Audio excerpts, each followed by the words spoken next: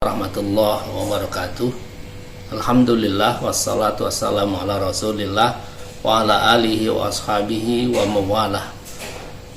Saudara sekalian, para mahasiswa yang saya hormati, alhamdulillah siang ini kita bisa berjumpa kembali untuk melanjutkan kuliah kita pada mata kuliah ilmu fikih. Pada siang ini kita akan sama-sama membahas satu tema dari mata kuliah kita, yaitu mengenai hikmah siam sebagai mata kuliah yang ke-8. Saudara sekalian, kompetensi yang ingin dicapai dari mata kuliah ini adalah kita harapkan semoga saudara sekalian setelah mengikuti kuliah ini bisa menjelaskan tentang beberapa hal terkait ketentuan puasa atau siam, dan juga yang tidak kalah pentingnya adalah mengenai hikmah, mengenai esensi siam Ramadan dan siam-siam sunnah lainnya. Semoga nanti kuliah kita hari ini akan betul-betul bisa menambah wawasan kita, ilmu kita, yang kita semakin paham apa sesungguhnya siam Ramadan dan apa hikmah serta esensinya. Baik, saudara sekalian, pertama saya kira saudara sekalian sudah sering memahami, mempelajari, memperoleh materi sejak saudara di SMA, aliyah, tentang pengertian puasa secara bahasa. As-siyam atau puasa secara bahasa adalah al-imsak. Al-imsak itu artinya menahan diri, mengendalikan diri, dan secara syar'i menurut istilah yang namanya siam adalah imsakun biniyatin an asya'in makhsusatin fi zamanin muayyanin min syakhsin makhsusin. Jadi yang namanya puasa secara syar'i adalah menahan diri dengan niat, tentunya niat siam, niat puasa, dari segala hal yang secara khusus tidak diperbolehkan pada waktu zaman yang tertentu, dan dari seorang yang dilakukan seseorang secara khusus juga. Itu pengertian secara sederhana. Kemudian yang kedua yang saya kira saudara juga sudah pernah memahaminya, bahwa puasa Ramadan itu diwajibkan oleh Allah Subhanahu wa taala untuk umat Islam melalui nabinya itu di bulan Sya'ban pada tahun kedua dari hijrah Rasul, dan Rasulullah yaitu sempat berpuasa sejak ada kewajiban puasa sampai wafat beliau itu selama 9 kali Ramadan. Itu menurut pendapat kebanyakan atau mayoritas para ulama. Kemudian yang ketiga yang saya kira juga penting kita pahami ini tentang ketentuan-ketentuan puasa. Puasa Ramadan itu salah satu dari rukun Islam. Rukun itu sesuatu yang tidak bisa tidak, harus menjadi unsur adanya sesuatu itu, sehingga orang yang menyatakan dirinya muslim haruslah ia menunaikan yang namanya siyam Ramadan. Dan para ulama sepakat bahwa barang siapa yang mengingkari wajibnya puasa, itu faqad kafaro. Para ulama menyebutnya seperti itu, dia telah kafir. Beda dengan tidak melakukannya. Kalau hanya tidak melakukannya tapi dia masih meyakini bahwa puasa adalah kewajiban, itu belum kafir. Baru disebut kafir kalau dia meyakini puasa itu tidak wajib. Baik, saudara sekalian, yang berikutnya yang saya kira juga penting untuk kita pahami adalah hikmah, adalah esensi dari puasa yang menjadi kewajiban kita.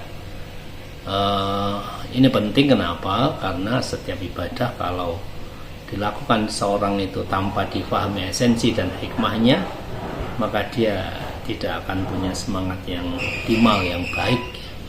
Dan sebaliknya, kalau seseorang beribadah, melakukan suatu amalan, amal salih, amal ibadah dengan memahami esensinya, hikmahnya, insya Allah dia akan bersemangat, punya kemauan tinggi dan sungguh-sungguh melakukannya. Ada berapa hikmah dari puasa Ramadan. Ya, yang pertama, puasa Ramadan itu adalah min a'zamit ta'at. Puasa Ramadan itu ketaatan yang paling agung. Kata seorang ulama, kenapa disebut puasa itu min a'zamit ta'at? Karena puasa itu merupakan rahasia antara seorang hamba dengan Tuhannya. Rasulullah SAW pernah bersabda, kullu amali bani Adam lahu. Setiap amal itu menjadi miliknya orang yang melakukannya, illa saum, kata Allah Subhanahu wa taala melalui rasulnya, kecuali puasa. Fa innahu li wa ana ajzi bih. Dan sesungguhnya puasa itu untukku, kata Allah, dan aku yang secara langsung akan membalasnya. Ini makanya puasa disebut sebagai a'zamit ta'at, karena dia adalah rahasia antara seorang hamba dengan Tuhannya. Kemudian yang kedua, esensi siam, esensi puasa adalah annahu tahillu bi fadilatis sabri.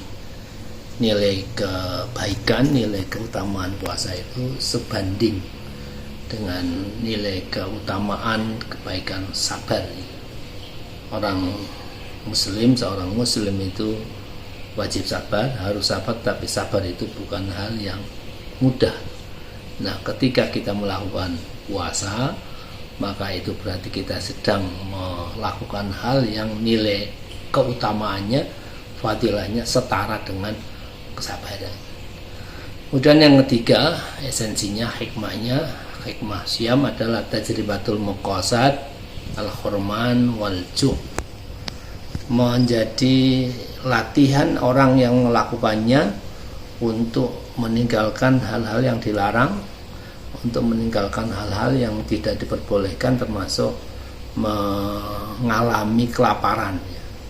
Ini juga saya kira sangat penting. Karena apa? Karena memang hidup itu harus bisa, harus mampu mengendalikan diri dari hal-hal yang Allah larang. Unsur ketakwaan yang pokok bagi seorang mukmin adalah meninggalkan apa yang Allah larang, dan yang tidak kalah pentingnya adalah melatih diri untuk bisa dan bisa menahan lapar. Dan yang keempat, yang terakhir, hikmah puasa adalah fihi fawaid sihhiyah. Pada puasa itu ada faidah-faidah yang secara langsung maupun tidak langsung akan mempengaruhi, berdampak sangat positif terhadap kesehatan badan, kesehatan mental, bahkan tidak hanya badan, kesehatan kita. Maka orang yang puasa itu akan mengistirahatkan anggota tubuhnya, mengistirahatkan sebagian besar dari anggota yang ada pada perutnya.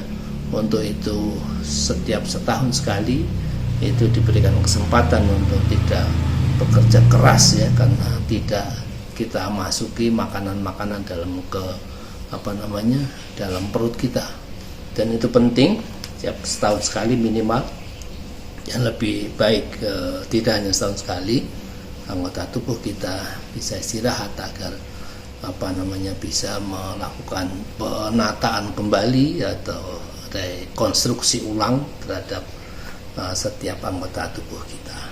Itu 4 dari hikmah, esensi dari siam Ramadan, puasa Ramadan, dan bahkan siam-siam yang lain yang kita bisa melakukannya, baik yang wajib maupun yang sunnah, yang secara langsung dan tidak langsung sangat besar sekali hikmahnya bagi diri kita yang berpuasa. Dan puasa itu juga saya kira penting untuk diperhatikan kualitasnya, ya.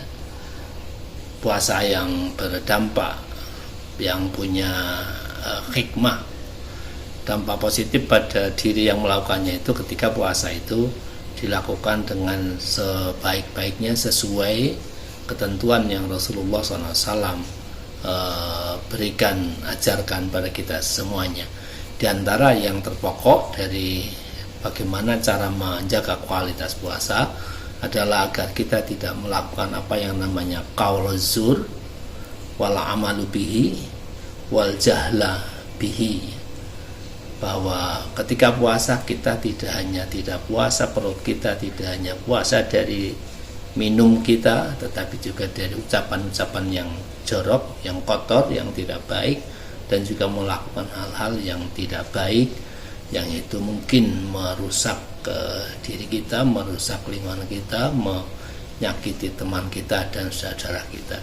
Maka ketika kita melakukan hal-hal yang masih seperti itu, qaul zur wal amal bihi, kata Rasulullah falaisa lillah hajatun fi ayyata atau amahu wa syarabahu, tidak dihitung oleh Allah puasa kita, sehingga mafhum mukhalafahnya, puasa yang dihitung Allah adalah puasa yang juga meninggalkan hal-hal yang tidak hanya makanan minuman, tapi juga meninggalkan ucapan-ucapan kotor, perilaku-perilaku kotor, perilaku-perilaku yang merugikan sama. Saya kira itu untuk hari ini. Terima kasih. Assalamualaikum warahmatullahi wabarakatuh.